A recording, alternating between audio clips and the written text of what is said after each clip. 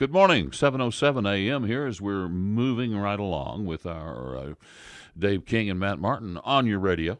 We have Jason Corley in the studio, who is running for County Commissioner Precinct 2 with Mark Heinrich's position. Good morning. Morning. How are you guys doing this morning? I'm doing well. Well, you know, the day after Christmas, we haven't got our footing yet. We're still we're a little off this morning. That's all right. Our timing and our pace is a little bit off. But we're getting there. I got you. No, I enjoy the show. Listen to you guys every morning. Start my morning off with George Norrie, and then I get the ag update. So, you know, I try to get my dose of hearing what the lizard people are doing now and the aliens and everything else. Right, yeah. About ready for some sanity by the time you guys come on. So, Precinct 2, what could you tell us what the kind of the area of the precinct? Because I know it's kind of weird the way Precinct 2 works and what part of Lubbock it hits. You know, all the precincts, they look like somebody handed a 5-year-old a Crayola and said, here, draw it where you want it.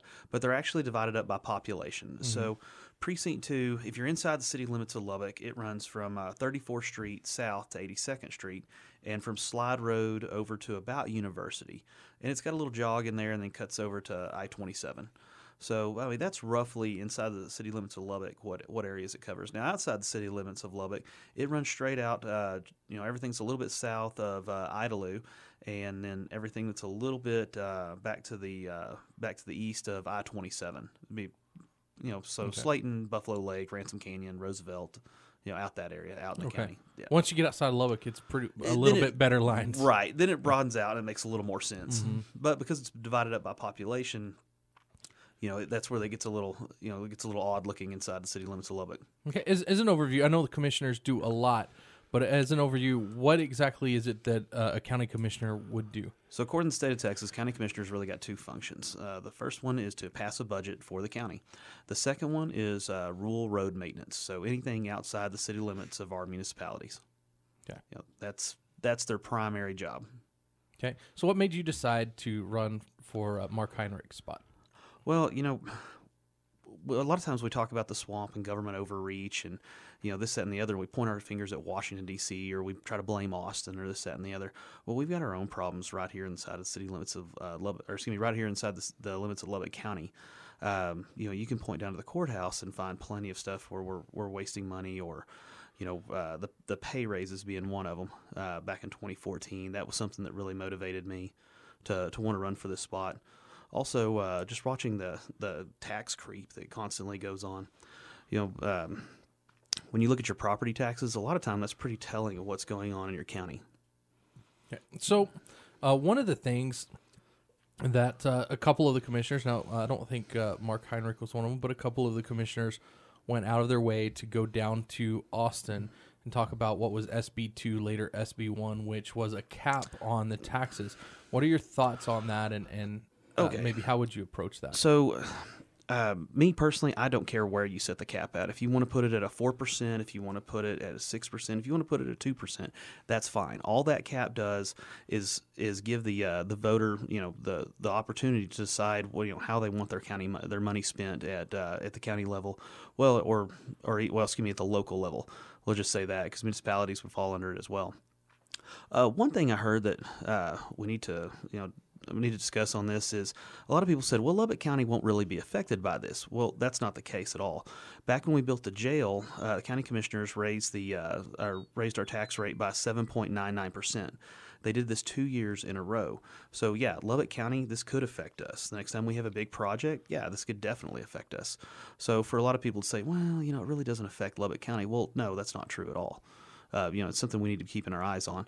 So we had two county commissioners that went down and protested in Austin about this and said, we need to be able to set your taxes wherever we want. No, I disagree with that entirely. Well, the other problem we had is we had two that just said absolutely nothing about it. So, are we giving our silent consent here, and just letting the other two be the mouthpiece? Yeah, and one question I had, and I don't know that you would even have the answer for this, but was this something that was sanctioned by Lubbock County, and did they get paid to go, or did Lubbock County pay for their trip there, pay for their hotel? So that would be a really good one for somebody to do an open information request on. That's something worth looking into. It's on my list. That's I mean, that's a huge question for me. Is, well, wait a minute, if you're going down to represent, what was it, Texas Association of Counties? Mm-hmm. Is who Patty Jones said she was representing, if I remember right. Okay, well, Texas Association of Counties did not elect Patty Jones. Lubbock County, we elected her to be a county commissioner. So if she's going down there to represent us, that's fine. But when you're going down to do something that most of your constituents disagree with, because you're representing the Texas Association of Counties, well, Texas Association of Counties needs to be the one footing the bill for your travel. So definitely something we need to do an open information request on and find out who spent what. Yeah. So when do we vote? February 20th is the start of early voting, and Election Day will be March 6th. Okay, that will be the general election? No, that'll be the primary. The primary, and then Yes, we sir. come back, and the general election will be in November. Yes, sir. So we're almost a year away from But that. there's not a Democrat running in this one. There is one. Oh, Yes. is there? Oh, Yep. okay. Yep. There's one Democrat running, but really not to be disparaging to him, but the biggest race right now is the Republican primary. Yeah, it's hard for a Democrat to for anything to work for them in Lubbock County. This is one of the most Republican of all counties in the whole United States. Yep, a lot of times the Republican primary is the election. We saw that with Congress, with the congressional election for District 19. Most races that is the case. So, in your political crystal ball, how do you see things going nationally with Trump and with the Republican Party in general? What do you think the future holds? What direction do you see it going? I'm hoping the Republican Party is going to get on board with Trump. I think they're going to start swinging around because. Did you think that you maybe saw an indication that they are with this tax win, tax vote? I think so. I think a lot of these guys remember they've got to get on board here. Because if they don't, they're going to come up for re-election, and they're probably not going to keep their seat. And I think a lot of them just like to stay in power.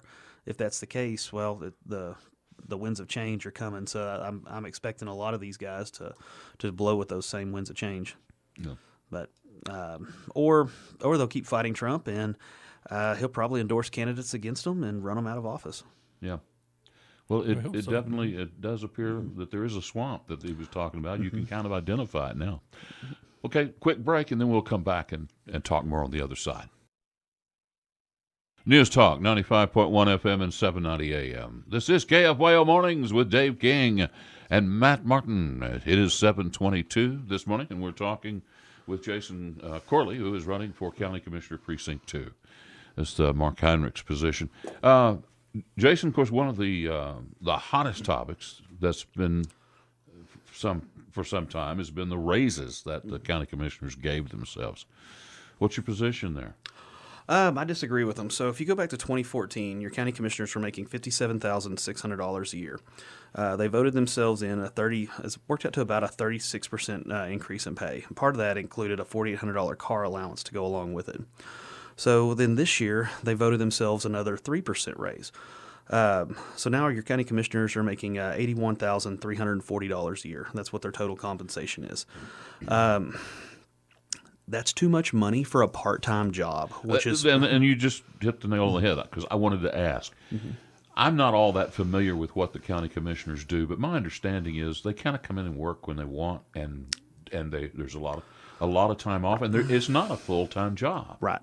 It's not a way to pay your bills. That's not what it's intended to be. As a good full-time job. Well, and it does in Lubbock County. And our commissioners, their justification was they went around to and found 8 other counties that were similar populations to Lubbock and said, well, that's what we're going to have to pay to get good, credible people to run for these positions. Well, okay, here's what I'm used to, because I work in the private sector where competition determines what people get paid. Right. That's normal to me.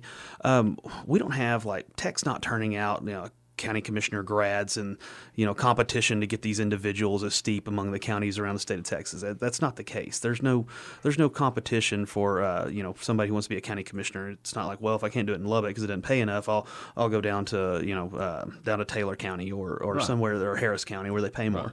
That doesn't make any sense at all. What we need to be looking at is cost of living in that area. What's reasonable compensation? Because here in Lubbock, It's now at $81,340. Go 20 miles south to Lynn County. County commissioners are paid a little over $20,000 a year. Well, and it might remind you that a good rule of thumb, the median household income in Lubbock is under $43,000. Right. Well, also to put it in perspective, do you know the base pay in the state of Texas for a school teacher is $32,000 a year, but we're paying a county commissioner $81,000 a year, and that's a part-time job. Making almost 3 times what a school teacher is Exactly. for a part-time job. Exactly. How do you say you support small government? How do you say that you're for limited government when you go out and vote yourself a pay raise? County commissioner is one of the few positions that can actually do that.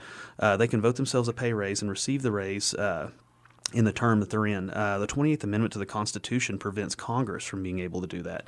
Even your congressman has to run for re-election before he can receive that pay raise.